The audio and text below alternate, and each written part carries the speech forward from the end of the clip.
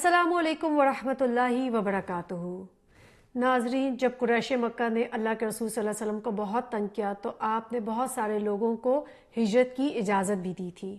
موصب بن عمیر کو آپ صلی اللہ علیہ وسلم نے اپنے سے پہلے مدینہ بھیج دیا اور بہت سارے لوگ وہاں پہ اسلام لے آئے اور انہوں نے آپ صلی اللہ علیہ وسلم کو وہاں پہ آنے کی دعوت دی۔ آپ صلی اللہ علیہ وسلم حضرت ابوبکر صدیق کے ساتھ ایک دن رات کو ہجرت کر کے مدینہ چلے گئے اور اپنے پیچھے حضرت فاطمہ الزہرا، ام کلثوم اور حضرت سودا کو چھوڑ کر مکہ میں ہی رہنے دیا۔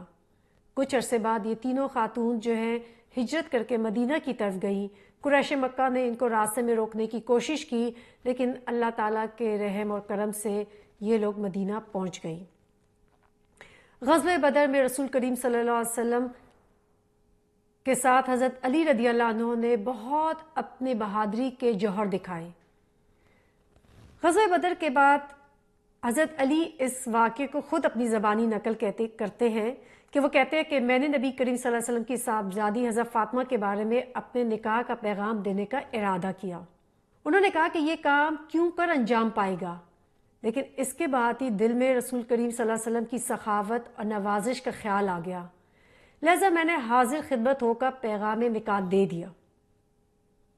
آپ صلی اللہ علیہ وسلم نے فرمایا کہ تمہارے پاس مہر میں دینے کے لیے کچھ ہے؟ تو انہوں نے کہا میرے پاس تو کچھ بھی نہیں ہے۔ آپ صلی اللہ علیہ وسلم نے فرمایا کہ جو آپ کو بدر میں ایک ذرہ ملی تھی وہ کہاں گئی؟ تو انہوں نے کہا جی ہاں وہ تو ہے۔ تو آپ صلی اللہ علیہ وسلم نے فرمایا آپ ایسا کریں، اس کو فروخت کر دیں اور اس سے مہر کی رقم ادا کر دیں۔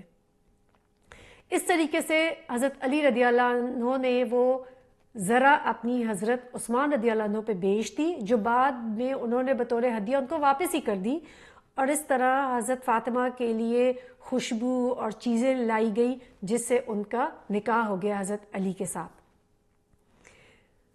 اس واقعے سے ہمیں ایک بہت اہم چیز جو سمجھ آتی ہے وہ ہے مہر کی ادائیگی، کہ مہر کی ادائیگی کتنی اہم ہے، کیونکہ آج کل ہمارے معاشرے میں بہت سارے لوگ اپنی بیویوں کے مہر ادا نہیں کرتے، یا ان کو لکھوا لیتے ہیں یا معاف کروا لیتے ہیں، جبکہ آپ دیکھیں کہ آپ صلی اللہ علیہ وسلم سب سے پہلے جس چیز کی بات کریں وہ مہر کی بات کریں۔ تو ایک اچھا مسلمان بننے کے لیے ہمارا دل بڑا ہونا چاہیے اور ہم اپنی بیویوں کے مہر ضرور ادا کریں۔ آپ صلی اللہ علیہ وسلم نے حضرت فاطمہ کا نکاح کرنے کے بعد فرمایا کہ میں نے فاطمہ کا نکاح ایک بہترین انسان سے کیا ہے۔ اللہ کے رسول صلی اللہ علیہ وسلم نے خود یہ نکاح پڑھایا اور حارث بن نعمان نے اپنا گھر حضرت فاطمہ اور حضرت علی کو تحفے میں دے دیا اور وہیں پر یہ رہی تھی۔ ان کے دو بیٹے ہوئے تھے، حسن اور حسین، اور بیٹیاں زینب اور ام کلثوم پیدا ہوئی تھیں۔ حضرت فاطمہ کی زندگی میں کبھی بھی حضرت علی نے دوسری شادی نہیں کی۔ آپ صلی اللہ علیہ وسلم کو اس پورے خاندان سے اتنی محبت تھی کہ ایک دن آپ صلی اللہ علیہ وسلم آئے اور ان سب کو ایک یمنی چادر کے نیچے کر کے اکٹھا کیا، حضرت فاطمہ، حضرت علی، حضرت حسن، حضرت حسین کو، اور فرمایا کہ بے شک اللہ چاہتا ہے اے میرے اہل بیت تجھ سے رجس کو دور کر دے اور اسے پاک کرے جیسے کہ پاک کرنے کا حق ہے۔ حضرت علی رضی اللہ عنہ اور حضرت فاطمہ رضی اللہ عنہ بہت ہی اچھی زندگی گزار رہے تھے، بہت خوش تھے آپس میں، لیکن چکی پیس پیس کے اور گھریلو کام کر کر کے حضرت فاطمہ تھک جاتی تھی۔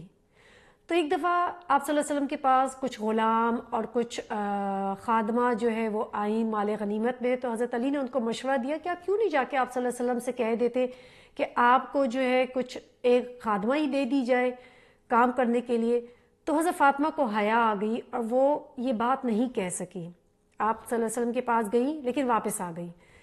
آپ صلی اللہ علیہ وسلم جو ہے ان کے پاس ان کے گھر آئے اور پوچھا کہ بھیا کس مقصد کے لیے میرے پاس آئی تھی؟ تو حضرت علی نے کہا کہ یا رسول اللہ، چکی پیسنے کی وجہ سے فاطمہ کے ہاتھوں میں چھالے اور مشکیزہ اٹھانے کی وجہ سے جسم پر نشان پڑ گئے ہیں۔ آپ کے پاس اس وقت کچھ خادم ہیں، تو میں نے اس کو مشورہ دیا کہ آپ سے کوئی خادم طلب کر لیں تاکہ اس مشقت سے یہ بچ سکیں۔ آپ صلی اللہ علیہ وسلم نے یہ سن کر فرمایا اے فاطمہ، کیا تمہیں ایک ایسی چیز نہ بتا دوں جو تمہارے لیے خادم سے بہتر ہے؟ جب تم رات کو سونے لگو تو 33 مرتبہ سبحان اللہ، 33 مرتبہ الحمدللہ، اور 34 مرتبہ اللہ اکبر پڑھ لیا کرو۔ یعنی آپ صلی اللہ علیہ وسلم نے اپنی چہیتی بیٹی کو خادم اور خادمہ سے بہتر چیز عطا کی، اور وہ کیا تھی؟ تسبیحات فاطمہ۔ حضرت علی رضی اللہ عنہ کہتے ہیں کہ جب بھی مجھے کوئی غم ہوتا، تکلیف ہوتی، مشکلات ہوتی، جنگ پہ جانا ہوتا، میں اس کلمات کو کبھی بھی نہیں چھوڑتا۔